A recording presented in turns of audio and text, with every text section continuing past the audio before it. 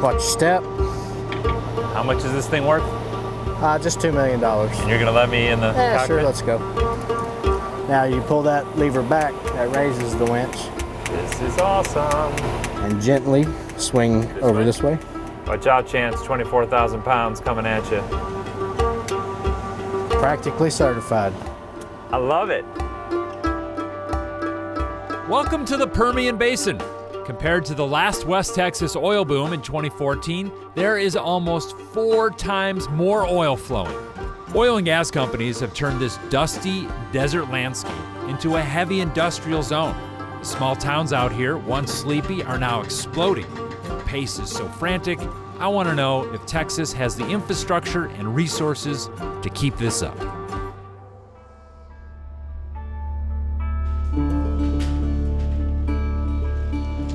I'm the operations manager of a crane rental company, and anything heavy that needs to be moved in the Permian Basin, we pick it up, we set it. Which is a lot of stuff, I hear. Everything. Everything's heavy. Everything's heavy. Jesse Lane's been working in the West Texas oil fields for 2 years. Most of these guys are 21 days on, 7 days off, clocking 100-hour work weeks, and they stay in trailers or little portable motels.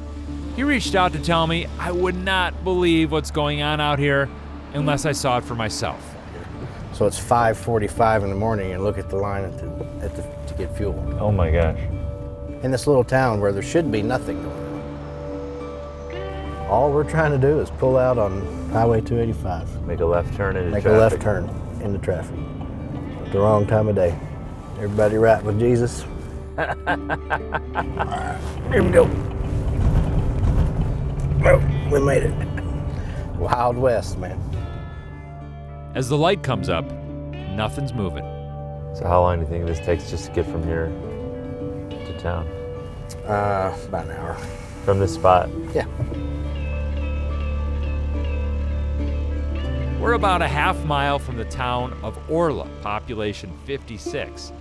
All of these trucks, they have to squeeze through that one 4-way stop.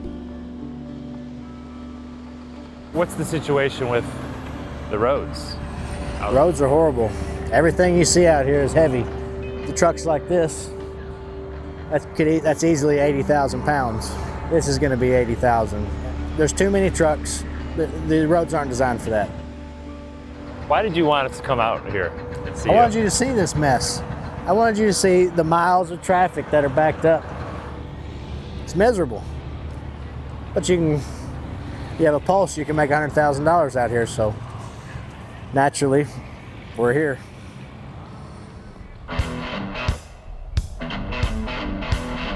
Area here in Pecos has traffic jams out the wazoo.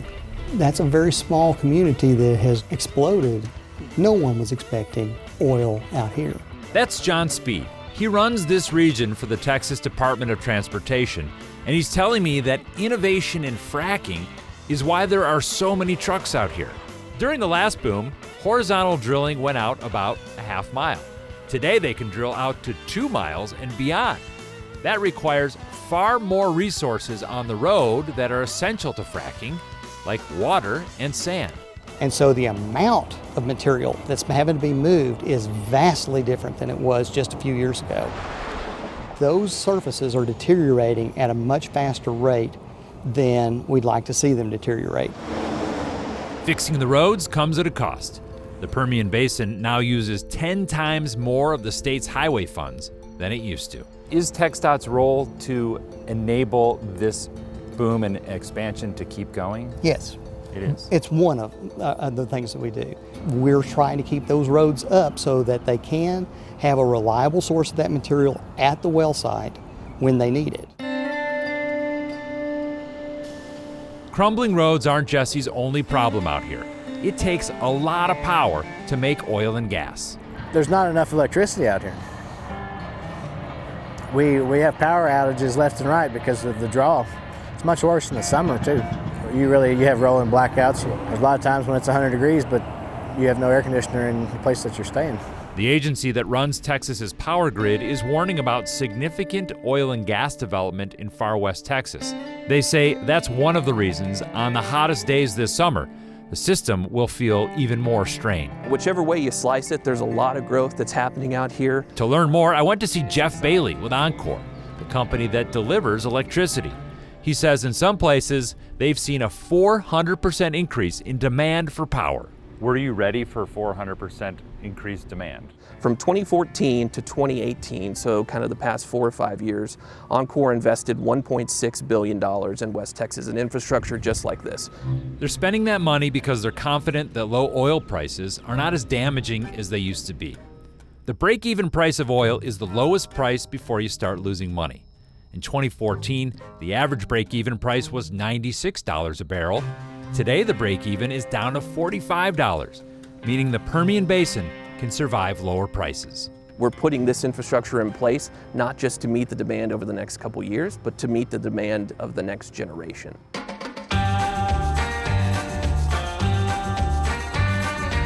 "50 miles south in the town of Balmorhea, there's the world's largest spring-fed swimming pool. 85 years old, bigger than an acre, full of fish. The desert spring water that feeds the pool also fills the reservoir and supports the people and agriculture through a system of canals.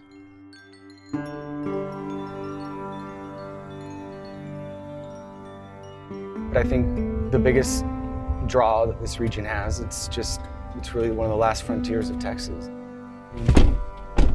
J.D. Newsom is an advocate for protecting and preserving the way of life in far west Texas. Balmorhea is something that people know around Texas because they've been here and they love it. It's a true treasure of West Texas. It is. So do you feel like there is some threat to its future? Well, that's certainly a concern of ours.